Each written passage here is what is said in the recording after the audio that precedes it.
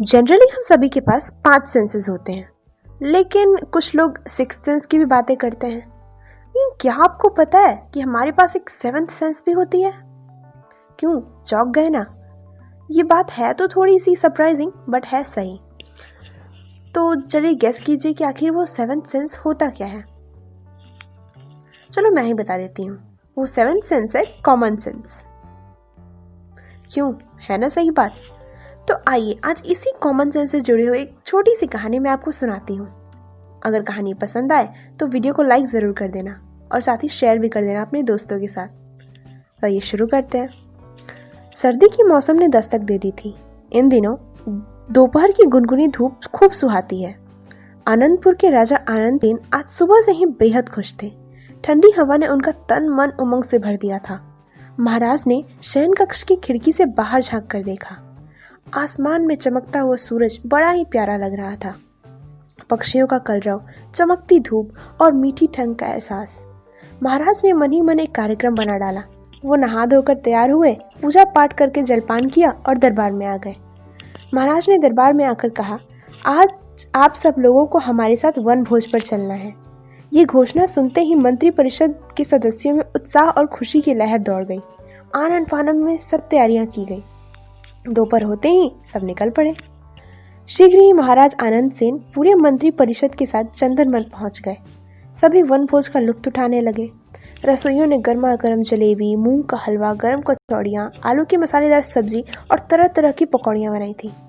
हाँ, ये सिर्फ कहानी है। चलिए अब आगे बढ़ते हैं। सब उंगलियां चाट चाट कर भोजन कर रहे थे। महाराज ने भी कई दिनों बाद इतना घनिष्ठ भोजन किया था। बड़ा मजा आ रहा था। तभी आनंदसेन की नजर एक व्यक्ति पर पड़ी जो काफी देर से वहां टहल रहा था। उन्होंने अपनी मंत्री परिषद की परीक्षा लेने का निश्चय किया। महाराज ने सबका ध्यान अपनी ओर आकृष्ट करते हुए कहा, मैं आप सबसे कुछ पूछना चाहता हूँ। सब महाराज की ओर देखने लगे। महाराज ने उस व्यक्ति की ओर इशारा करते हुए कहा, आप लोग भी काफी देर से उस व्यक्ति को देख रहे हैं। उससे पूछे बिना अनुमान लगाकर बताइए कि उसका नाम क्या है, काम क्या है और उसने यहाँ आने से पहले क्या खाया होगा। आनंदसेन का सवाल सुनकर सभी मंत्री बगले झांकने लगे। भला एक अजनबी के बारे में इतनी बातें कैसे बताएं? चलिए नाम और काम का तो कोई अंदाजा लगा सकता है, बट आने से पहले उसने क्या खाया, ये तो काफी डिफिकल्ट क्वेश्चन है, राइट? तो अब आइए जानते हैं कि कहानी में आगे क्या हुआ।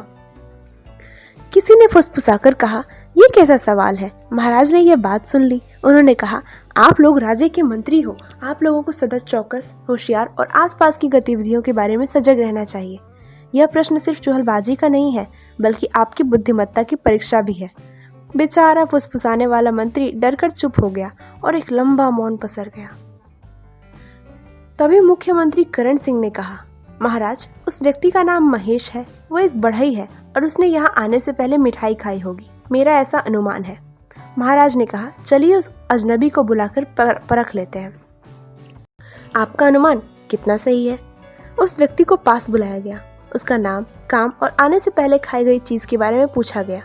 उसने अपना नाम महेश, काम काट के सामान तैयार करने का बताया और कहा कि यहाँ आने से पहले मैंने अपनी पत्नी का बनाया सोहन हलवा खाया था।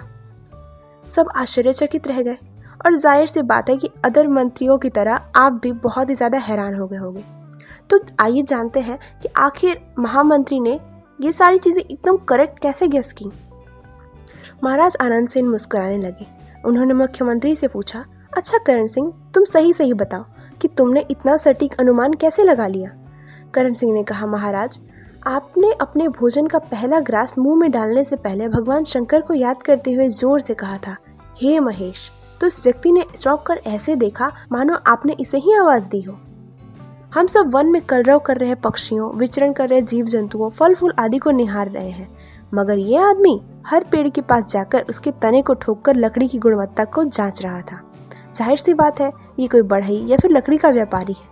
साधारण वेशभूषा से मैं समझ गया कि ये कोई बड़ा व्यापारी नहीं, इसलिए बढ़ई ही होगा। तीसरी बात यह कि बार बार अपने होठों पर जीभ फेर रहा था। अक्सर मिठाई खाने के बाद लोग ऐसा ही करते हैं। करण सिंह के जवाब और तर्क पर हर कोई वाह वाह कर उठा। उन मंत्रियों को सांप सूंघ गया जो बार बार महाराज से शिकायत करते थे कि उसे बिना योग्यता के मुख्यमंत्री बनाया गया है। महाराज ने अपना कीमती कंठार निकाला और करण सिंह के गले में डाल दिया। तो दोस्तों आई होप आपको ये स्टोरी पसंद आई होगी। तो आज के लिए बस इतना ही, फिर मिलते हैं किसी नई स्टोरी के साथ।